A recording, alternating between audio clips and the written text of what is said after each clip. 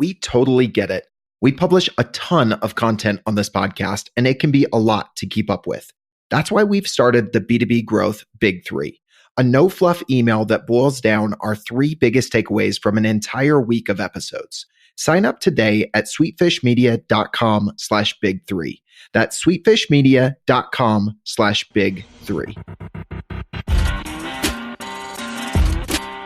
You're listening to B2B Growth, a daily podcast for B2B leaders. We've interviewed names you've probably heard before, like Gary Vaynerchuk and Simon Sinek, but you've probably never heard from the majority of our guests. That's because the bulk of our interviews aren't with professional speakers and authors.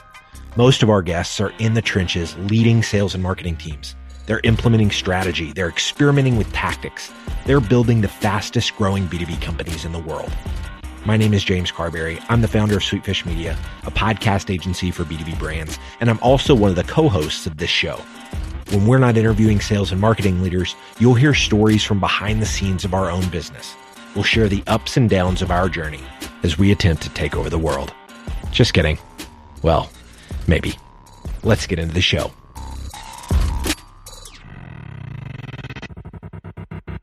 Welcome back to the B2B Growth Show. I'm your host for today's episode, Sean Blackburn with Sweetfish Media. I'm joined today by Laurence Hayden. He's the Vice President of Petrochem over at TÜV SÜD. Laurence, how are you doing today? I'm very well, thank you, Sean. How are you? Fantastic. It's awesome to have you on the show. Excited to speak about what we're going to be talking about today, the impact of big data on the evolution and growth of modern enterprises. But before we jump in there, if you could just tell our listeners a little bit about you, your background, and what it is you guys do over there at TÜV SÜD. So my name is Laurence Hayden. I'm the Vice President of Petrochem for TÜV SÜD. TÜV SÜD is one of the world's premium testing and inspection and certification companies. We provide auditing and testing and certification and inspection and advisory and risk management services and a massive portfolio of things across a huge number of industries across aerospace and healthcare and manufacturing and real estate and mobility and it's vast array of industries because the commonality between all of these industries is they have the same potential vulnerabilities and the actual content and the specifics of it may be different, but whether it be a process, whether it be a product, whether it be an asset or a piece of infrastructure, there's still a requirement to make sure that your people, the environment and your processes are safe and secure. So TÜV SÜD has been doing that for many, many years. I'm new to the company. I come from a testing and inspection background and I joined TÜV SÜD this year. So I come from a commodity testing background. And here at Petrochem, we supply non-destructive testing and inspection and QA and QC and project management services to predominantly the oil and gas industry. Part of the challenge and part of my role is to help bring some innovation and some new thinking to an industry that in many cases has been quite set in its ways for a long time. And as we go towards the next century and the next development, it's an industry that's ripe for a little bit of evolution and some new ways of thinking. Absolutely. I'm sure that's a rewarding experience to be bringing those, some of those industries have been around for a long time. And it's great to see that, companies like TÜV SÜD are helping them to modernize. And, we're talking about the impact of big data. Could you maybe just back out a little bit and define, I hear that term a lot, but what does big data mean to you? Okay, that's a good question, Sean, right? Because big data is pervasive. It's everywhere. And if you go to workshops and you're reading magazines and online and conferences, people talk big data, big data, big data. Mm-hmm. But it frequently gets bundled in with a lot of other developments that are either right here, right now, or just around the corner. So people confuse it in many ways with the Internet of Things, with connected world and smart world and cyber havens and in-memory computing and all this type of other stuff. So big data in itself is a tendency to derive value and insights from a huge amount of data that's at your disposal and is being generated. If you think about a sensor on a piece of equipment, you can use that as a single data point, or you can use that as a stream of data that's constantly changing, and by monitoring how that performs over time and how it interacts with other parts of your process, you can derive insights with regards to efficiency, productivity, how you need to adjust your maintenance program, for example. In my world, that's some of the things we can do. So it's really about deriving value from a massive amount of available data. What are some of the changes that you're seeing, your customers go through when it comes to how they're handling this? Well, and handling it is a good place to start, because some businesses are more forward-thinking than others. Sure. Some businesses or some industries are very, very set in their ways. So depending on the services you provide and the requirements of your customer and what your customer is telling you, there's a request for a different format of data, whether it be a different frequency, a different format, or additional detail. Whereas customers at one point in time may have just asked for a single report, there's an opportunity now to provide inferences and perform some of these analytics, right, to help define not only your product and your service offering to that customer, but also to help anticipate where your customer's going. And from a B2B marketing perspective, the potential value of a big data approach. And remember, big data is a tool. It's not the only tool. It's like any tool, it has to be fit for purpose. But from a B2B standpoint, it allows you to have an increased understanding of what your customer is actually requiring, and making sure that it's correct in terms of size, in geography, on a firmographic and a technographic basis. But more importantly, it allows you to see or predict the intentions of your customer. The whole value is to right size your marketing approach and have a very focused, detailed marketing offering to the right people in an organization. And of course, the B2B sales cycle is a lot more complex, and in many cases a lot longer than a B2C cycle. Right. So if you can have a handle and a visibility and an idea of where your customer and your potential customers are going, it allows you to present solutions either on a real-time basis, or if you're using some of the predictive analytics, it allows you to lead your customers to a solution to a problem that they didn't even know they had, right? And that's where there's a tremendous amount of stickiness, and that's where instead of being a service provider to a business, you become an advocate and a business partner, and that's a great position to be in. Absolutely. It's tough, I think, sometimes for people to quantify where they are at as far as how good are they at using data, even compared to their competitors. Is there any sort of way to kind of self-assess, how are we doing with data? Any sort of best practices that you think that, here are the minimal things that you need to be doing within your organization in terms of how you're approaching big data? Well, the one way to think of it is like a feedback loop. Okay, so and you've probably heard this type of thing before, but the decision-making process is, data is generated and managed. It's then analyzed, and decisions are then made as a result of that. Then you have then a constant feedback where you're then going back and the decisions you've made and the actions that are then performed then generate more data, and you go round and round and round again. Right. So what that can do is that can provide kind of descriptive data, what happened, or in many cases, predictive data, what's going to happen next. So if you can communicate with your customers, which mindset they're in, right, and you can then suggest to them or volunteer additional supplementary data to make sure that the data that you're reviewing and supplying, is fit for purpose and is actually applicable in that case, because there is so much data right now, and it's only going to get exponentially more so that you have to kind of dig through it and make sure that you're getting the needles and not the haystacks. But the data itself will tell a story. So that feedback loop where decisions are made on the basis of data and then they're validated, that's a process that when it's done correctly kind of justifies the the direction that you're going in, right, and provides additional feedback, whether, okay, this worked or this didn't work the way we thought it would, but here's a pathway forward. So the data will tell a story. The magic happens, of course, when you can refine the data you're receiving and get the correct insights out of that. Right. Yeah, that's the powerful value of data, right? Is the predictive element of that as well. Very much so.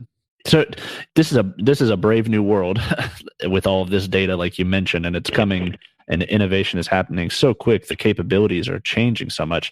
How does somebody prepare their team just for the onslaught of data that is already here, but also, even like you said, coming in even more force? There's a few ways that people need to, but people could position themselves for this. I mean, part of it is to recognize the pressures that your customers and your own organization may be under, right? Organizations have pressure, right? Whether it's a motivation for change, whether it's, compatibility issues, but if you can have a concept of where you're at and where your customer's at, right, it allows you to prepare accordingly and kind of cut your cloth to fit. So there's a massive amount of data, right, and we need to make sure that it's representative, right, because otherwise you just get this proliferation of data, right, the volume that comes from mobile tech, from the cloud, from sensors, from wearable tech and social media and internet traffic is just this deluge. You're drinking from the fire hose of data, right? So that sheer volume itself becomes, a potential struggle. So firstly, you have to make sure that you've equipped your business and your team in such a manner that they can recognize valuable and representative data when it comes out. But then when you have that, you need to make sure that your team is ready to focus attention on where it needs to be from those insights, that you're drawing the right conclusions from this, and from a B2B perspective, that we're then approaching the right people and our product or services are the right size and the right fit and the right location. So you don't get there by accident. If your marketing team are a little bit old school, shall we say, got some technophobes in there, and that's fine. It does happen. People may have either an aversion to technology. They may have a confirmation bias to something that they've used in the past. How can we get our team sufficiently adjusted and ready to respond to that? So there's a well-known kind of decision-making cycle, which is something you begin with the knowledge of something, and you move on to that being persuasive. There's a decision-making process at that point that's either accept or reject. Okay, we've accepted it, now you implement it, and then you validate it. So that's a process that we encourage our customers to go through, right? But we also have to have that same process in-house, and Absolutely. Knowing kind of how far or where you are in that decision-making process with your own team, it allows you to focus your attention accordingly. One thing that you often see referred to is the distribution curve of innovation, right? So people are either innovators, they're early adopters, they're early majority, late majority, or the holdouts and the laggards, and that's fine. But those laggards themselves, right, have a lot to offer to any business. It's just, if it's not their thing, it's not their thing.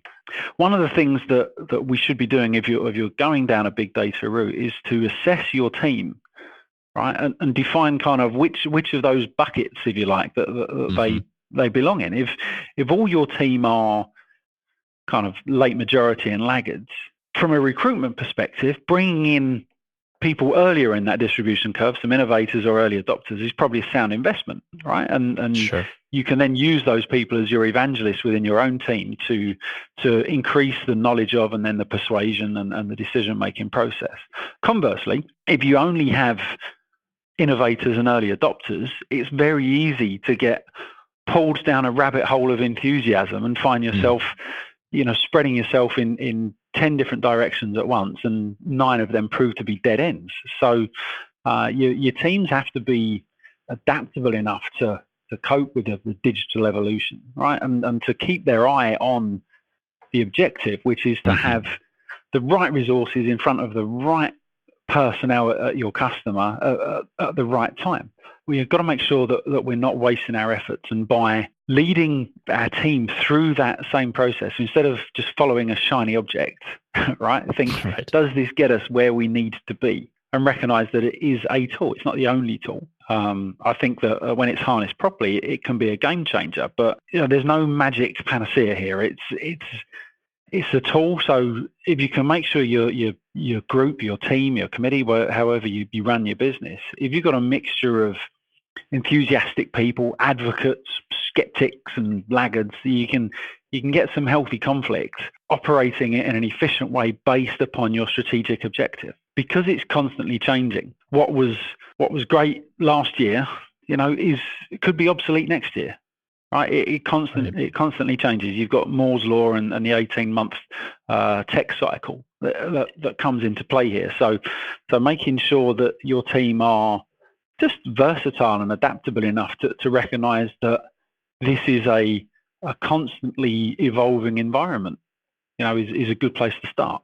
You mentioned here in one of your points, to be aware of the pitfalls of data, those common traps, I would imagine. And you've got 4 of them here. Maybe if you could unpack those and how we can be aware of those pitfalls and steer clear of them. Of course. So the big ones really in terms of pitfalls of data, and we already touched on the sheer overwhelming volume of data. Right. Okay, there's not all data is good data. A lot of it is virtually priceless. Some of it's garbage.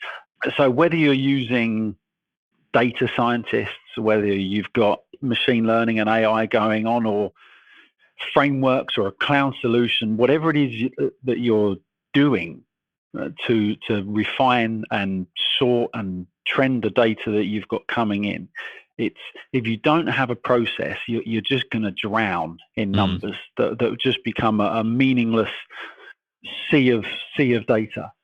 So probably the single biggest thing is to recognize that nowadays, because of the exponential growth in data, you can't do it with one person part-time on an Excel spreadsheet, right? There needs to be some process to this, right? To really get the value out of it, and a lot of CMOs invest in something like big data, but they find it hard to actually track the return on that investment, and sometimes it's because of these pitfalls, as well as the volume of data, right? Is the timeliness of data.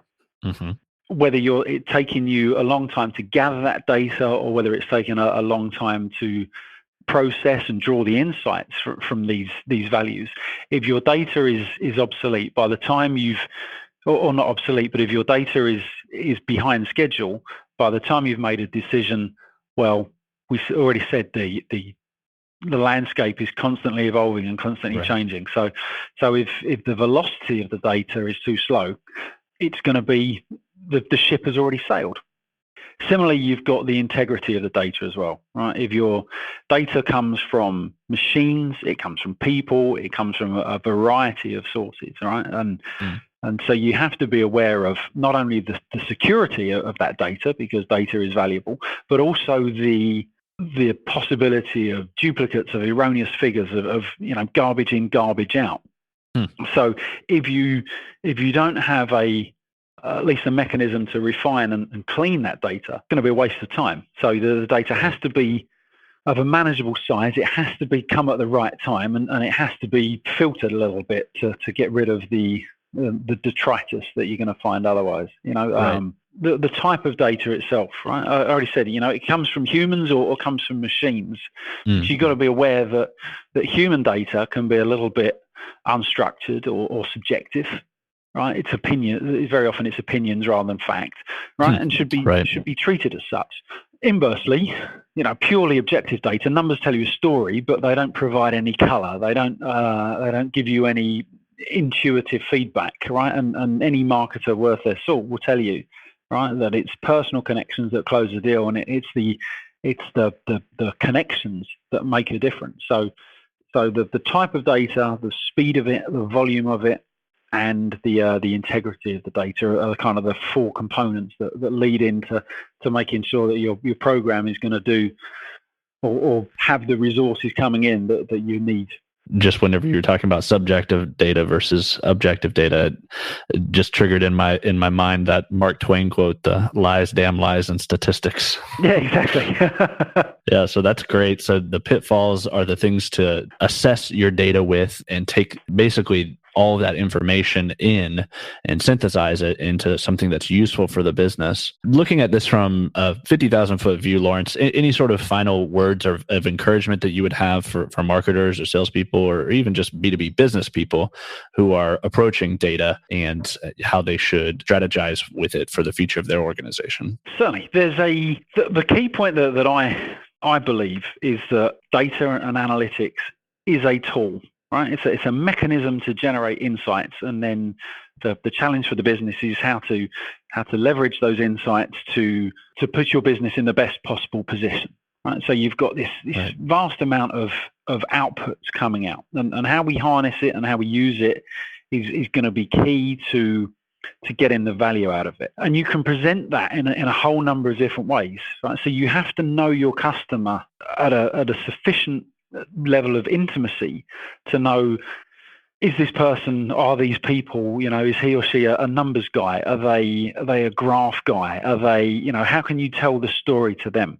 If you can't present your insights and the data to the right people in the right manner, then it's all for naught. In very, very brief layman's terms, big data is a tool, right? You're a fisherman. It gives you a bigger hook, tastier bait, right? But it still takes that human connection, right, to get the fish in the boat, to decipher and present the findings in a way that's meaningful to that other business. That's the key to it. So as you dip your toe, or whether you jump straight into the world of big data, it's important to recognize that it has to be presented in a way that's meaningful to our customer, right? It's potentially a tremendous tool, but by any tool, it has to be the right one for a specific job, and it has to be wielded by skilled individuals. So the risk is always that your marketing efforts can focus solely on something like big data, and then you forget about the classic marketing capabilities and the human connection, which ultimately, for a business like mine, which is built largely around integrity, that human connection with people and that reliance and trust that you build with your customers, that's the magic. The big data is just a fantastic platform and foundation to build on and make sure that you're having the right conversation with the right people sooner in that sales cycle. Such a great point, and I really appreciate you driving that home. It's been a great perspective that you've been sharing here on the impact of big data and how it's changing our modern enterprises. So thank you so much for coming on. If anybody has any follow-up questions, would like to talk data with you or just connect with you, what's the best way for them to find you, Laurence? They can find me on LinkedIn, Laurence Hayden on LinkedIn. I'm pretty visible on there, so that's a good way to begin. Fantastic. And if they wanted to connect with TÜV SÜD, what's the best way for them to do that? TÜVSÜD.com, right? And all the various routing mechanisms are on the website, ready to get through to. Because, like I said, it's a very, very diverse business with multiple facets. So the website's probably a great starting point to then lead you to the right people within the organization. And just to clarify for anybody, that's TÜVSÜD.com. That's correct. Yes. Well, Laurence, thanks so much. I really appreciate you being on the show and sharing on this topic. I think our listeners got a ton of value from it. Well, hopefully we made someone's journey home or their train ride, slightly less boring. So thanks for your time, Sean. I appreciate it. Thanks, Laurence. Digital marketing agencies have a tough job. You have to stay on top of the latest marketing strategies for your clients and your agency. What if there was a way you could address both at the same time? Imagine your agency putting out content with greater quality and quantity. Envision bringing your clients a turnkey solution for one of B2B marketing's fastest growing media strategies, podcasting. You know all those clients asking for your help with their account-based marketing efforts?